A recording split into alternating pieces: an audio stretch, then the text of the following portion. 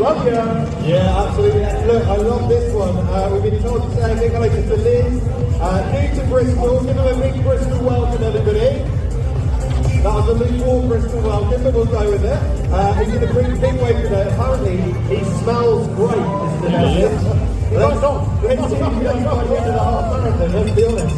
But yeah, so big shout out to Liz, and also Natasha, who is in the big weight this morning, doing her first half marathon, raising money today. Oh wow, third half marathon. Go to you. Well then, Anthony, well done, running. Go, Sam. Who you are today. Finley, Daisy, go on, you got this, Sam. Enjoy your half marathon big wave. Is that a potato?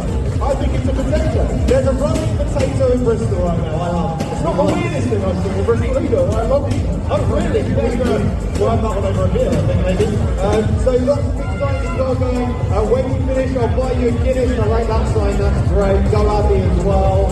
We should shout out the people in the window. Go,